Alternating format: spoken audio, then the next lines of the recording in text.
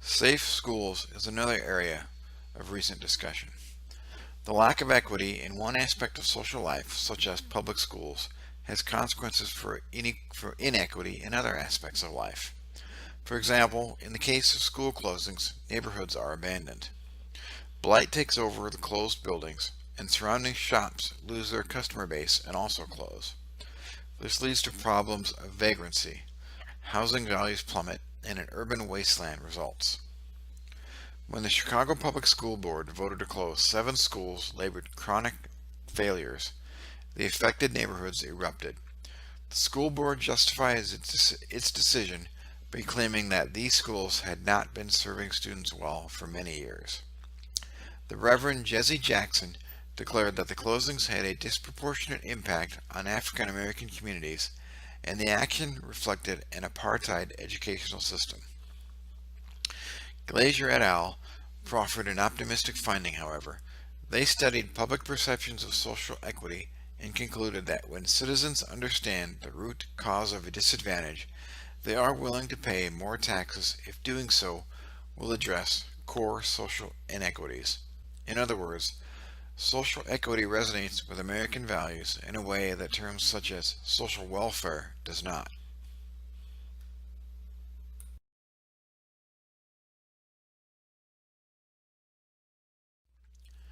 The lack of public transportation ensures that the disadvantaged have little access to distant suburbs, thus circumscribing their opportunities for jobs and exposure to other communities.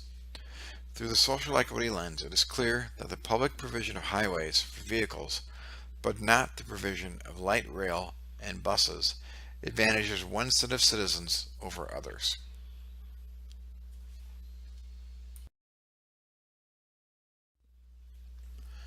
It is in healthcare debates that one can see what happens when there is deep disagreement about which citizens merit access to care. Does access belong to those who can pay, or does it belong to everyone? This question asserts that regular, routine healthcare is a right of all human beings. Many international organizations hold that view. The World Health Organization Constitution enshrines the highest attainable standard of health as a fundamental right of every human being. The right to health includes access to timely, acceptable, and affordable health care of appropriate quality. The United Nations Universal Declaration of Human Rights claims that everyone has a right to health, including health care. Health care is seen as a public good, not a commodity. In America, the political culture is unwilling to treat healthcare as a public good, but also equally unwilling to treat it as a purely for-profit service for those who can afford it.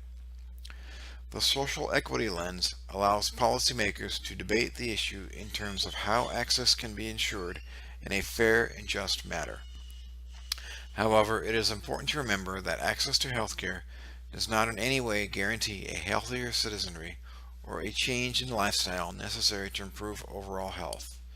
If anything, it may encourage greater unhealthy benefits, as those costs will be borne by others through public healthcare systems.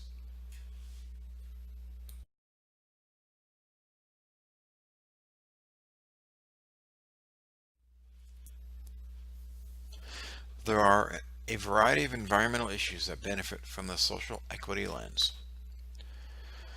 In 2011, Bell argued that climate change violates human rights, specifically those related to life, physical security, health, and subsistence.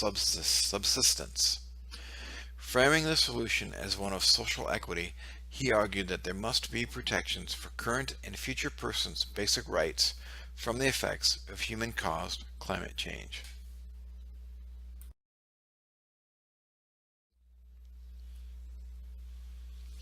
If social equity is a guiding principle in public decision making, then program planning, budgetary allocations, and staffing plans are the vehicles by which the road is traveled.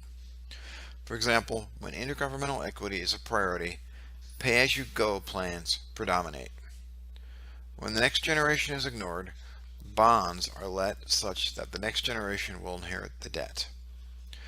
The social equity lens provides a means for identifying and articulating intergenerational issues in such a way that questions of fairness can be posed and addressed.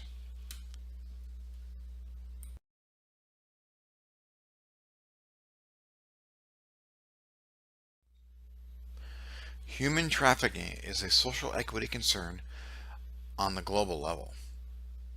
It involves the treatment of primarily women and children, although it can extend to men as well. With the language of social equity to frame discussions, there is an ability to articulate the issue and to exert pressure. One such example is the intersection of gender and class. In India, for example, the Self-Employed Women's Association is a trade union organized by poor Indian women working in self-employed jobs. This group demonstrates not only the dangerous intersectionalities between gender and class, but also the fact that very often achieving social equity requires oppressed groups themselves to band together for the common benefit and then to demand attention.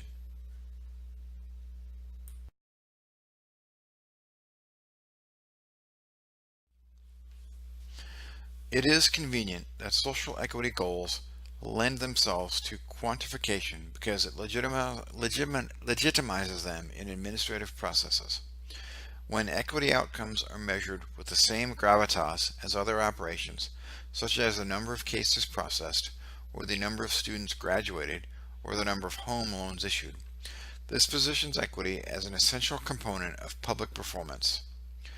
Reasonable indicators are things such as procedural fairness, which involves due process, equal protection, and equal rights. Access refers to distributional equity. Another indicator is quality, which refers to the level of consistency across services delivered to all constituents. The final indicator is equitable outcomes. Outcomes focus on the degree to which programs and policies produce an equitable impact for all those served.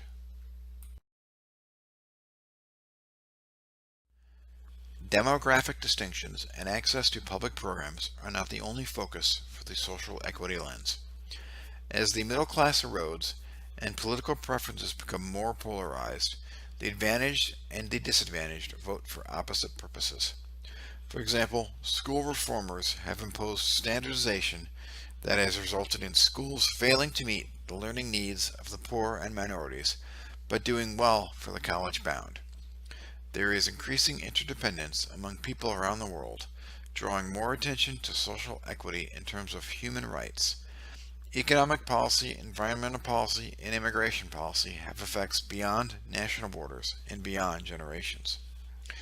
International organizations, such as the United Nations, play a major role in keeping social equity concerns front and center. They set international standards and disseminate information on how nations rank in terms of social equity criteria. The Millennium Development Goals of the United Nations Development Program, for example, include a number of gender goals, such as promoting gender equality and empowering women, reducing child mortality, and improving maternal health. Under Goal 3, there are specific targets, such as the ratio of literate women to men aged 15 to 24 years, and the proportion of seats held by women in national parliaments. Goals such as these are emblematic of a pro-social equity agenda, a term that we will encounter more frequently as internationalization converts the world into a tightly interconnected community. The promise of social equity is its capacity to frame deliberations, emphasize fairness, and monitor outcomes. The penalty for not attending to social equity issues domestically and internationally is that, in its absence, there is a civil unrest and political instability. For example, reduced social capital contributes to unrest such as that witnessed in events in the 2011 Arab Spring. Social equity moves the discussion from ballot box democracy to real democracy, where equality means having one meaningful vote. It is an activist notion that requires government to be a lever for change, and it joins efficiency and effectiveness as the third pillar and as the normative touchstone for the field.